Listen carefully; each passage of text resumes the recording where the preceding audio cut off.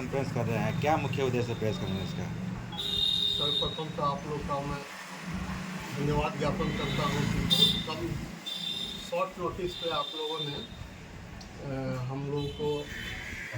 अपनी बात रखने का मौका दिया। एक बात कुछ दिनों से सोशल मीडिया पे बहुत तेज़ी से हम लोग देख रहे थे कि प्रसारित हो रही थी। जयनगर के कुछ लोग अभी जो प्रस्तावित फ्लाईओवर है, आरोबी सब फ्लाईओवर उसको कह सकते हैं, जो लगभग 1.6 किलोमीटर लंबा बनने जा रहा है। तो सोशल मीडिया पे बहुत ज़्यादा ये था कि कुछ लोग इनका विरोध कर रहे हैं, कुछ लोग सपोर्ट कर रहे हैं, इस तरह का एक ट्रेंड चल रहा था। तो हम लोगों को लगा, क्योंकि कल हम लोग एक धरना भी इन चीज़ों के लिए रखे हुए हैं, तो लगा कि आज आप लोगों के माध्यम से जयनगर के आम लोगों के बीच में एक मैसेज हम लोग देने का काम करेंगे कि हम लोग इस फ्लाईओवर का कोई विरोध नहीं कर रहे। कुछ लोग यहाँ के लोगों को दिग्भ्रमित करने का काम कर रहे हैं, दुष्प्रचार कह सकते हैं इसको, कि यहाँ के लोग जो है इस फ्लाईओवर का विरोध करते हैं। जबकि सच्चाई यही है कि यहीं के लोग,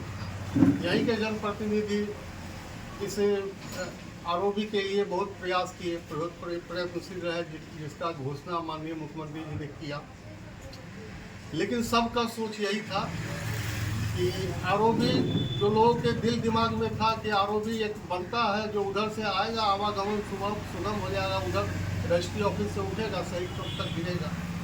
और शायद आप लोग को याद भी होगा कि माननीय मुख्यमंत्री जब फुट ओवर ब्रिज के ऊपर चढ़े थे, तो उस समय भी उन्होंने यही कहा था कि आप लोग बनाइए। और माननीय विधायक रामप्रीत पासवान जी ने उस समय भी उनको कहा था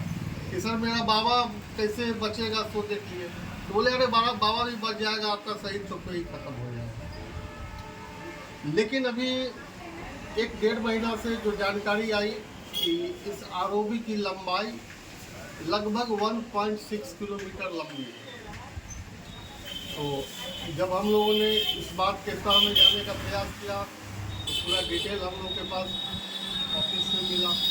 जिसमें इसका डीपीआर नहीं, इसका जो लेआउट बना हुआ है नक्शे का, वो जीएडी जिसको बोलते हैं, हम लोगों को मिला। जीएडी का जब हम लोगों ने अध्ययन किया तो उसमें पता चलता है कि हम लोगों का शहर की लंबाई अगर आप देख लिए तो जयनगर मुख्यतः एक तरफ कमला, दूसरी तरफ नेपाल और पश्चिम की ओर रेलवे, एकदम सीमित दायरे में जयनगर आज से नहीं वर्षों से जयनगर का यही रूपरेखा रहा। क्योंकि यहाँ के जनप्रतिनिधि कहिए या सरकार के स्तर तक हमारे जो भी निर्वाचित प्रतिनिधि यहाँ के रहे हैं, वो जयनगर के समुचित विकास की ओर वो प्रभावी ढंग से अपनी बात को, हमको लगता है कि सरकार तक नहीं पहुँचा पाए। नहीं तो जयनगर को आज से 10 साल 15 साल पहले ही एक अच्छा बाईपास मिल जाता तो हो सकता था कि आज मेरा जयनगर काफ़ी डेवलप होता। तो विकास एक सतत प्रक्रिया है कि जो कि चलते रहता है, वो आज आपको नहीं पता चलेगा, 10 साल बाद पता चलेगा कि उस विकास से हम लोगों को उसमें क्या खामी मिला और क्या उसका बेनिफिट मिला। तो फ्लाईओवर आज जो प्रस्तावित है, इसकी लंबाई पेट्रोल टंकी के पास से लेके महावीर चौक के आसपास तक का ये निर्धारित है। अब आप समझिए इस बात को ऐसे कि अगर ये फ्लाईओवर बनता है तो शहीद चौक से लेके और महावीर चौक तक दोनों ओर के दुकानदार और घर, जिसमें कहीं पे 10 फीट, कहीं 15 फीट, कहीं 8 फीट, इस तरह वो जमीन अधिग्रहण की प्रक्रिया में चिन्हित है। तो एक तरफ आपका लगभग में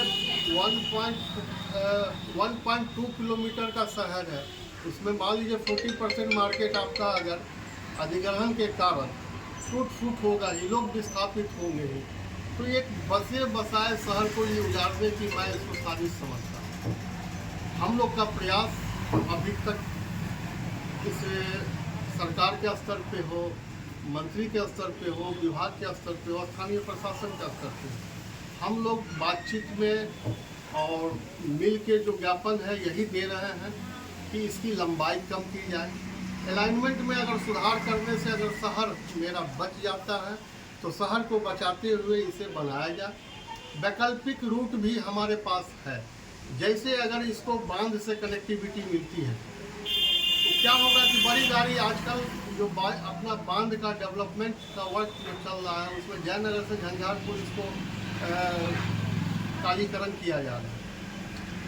और भविष्य में योजना भी है कि इसमें बड़ी गाड़ी भी, अभी भी तो बड़ी गाड़ी चलती है, तो अगर मान लीजिए कि हम इसको अगर बांध से कनेक्ट कर देते हैं तो बड़ी गाड़ी तो वैसे ही बांध से कनेक्ट होकर वो हाईवे में मिल जाना है।